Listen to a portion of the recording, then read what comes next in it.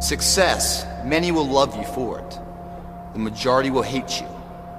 Because your success makes them feel insufficient in their current endeavor. Reminds them of where they could have done it, but they came up short, and how they didn't revisit it. Where they went at it and failed, and failure is what stood. They never revisited it again.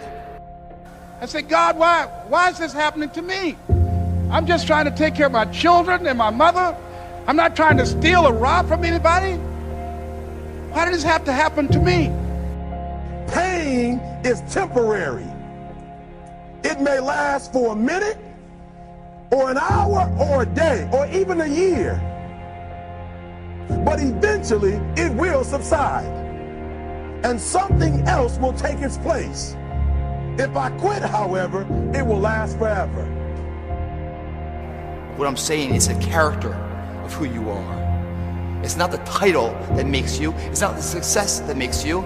The character defines the success, defines the fame, and it starts right there. Championships aren't won in the theater or the arena.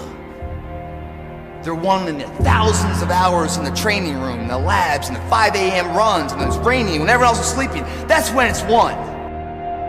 That's when it's tough to have faith there. And that's when you need to call on your faith there. They said faith is the oil that takes the friction out of living. You've got to be willing to go against the tide. You've got to be willing to harness your will and say, in spite of this, I'm in control here. I'm not going to let this get me down. I'm not going to let this destroy me. I'm coming back, and I'll be stronger and better because of it. You have got to make a declaration. Every transformation always gets worse before it gets better. Confucius said, he who says he can and he who says he can't are both usually right.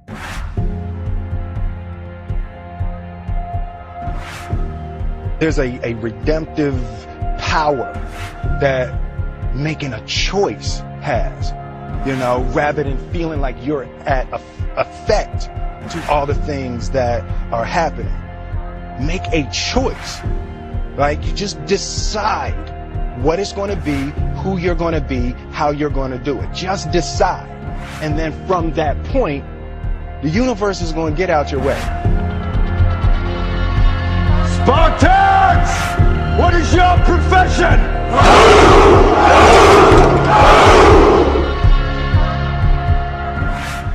We all fall down in life, guys. The question is, who gets back up? All of you chumps are gonna bow when I whoop him. All of you. I know you got him. I know you got him picked. But the man's in trouble. I'm gonna show you how great I am. You ain't gonna die. At the end of pain is success. You're not gonna die because you're feeling a little pain.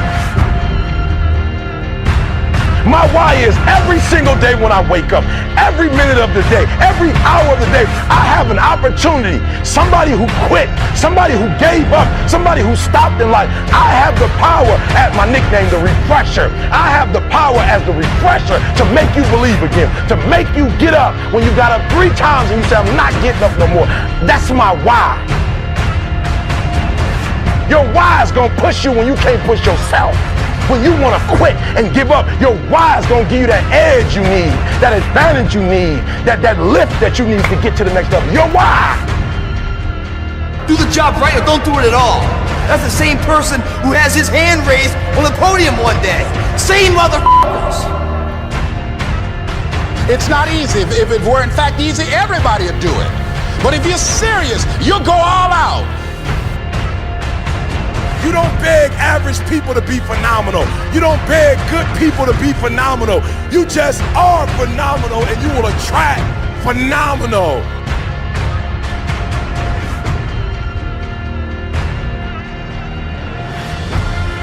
That's called courage. Now that's the stuff leaders should be made of. Champions keep going when they don't have anything left in their tank.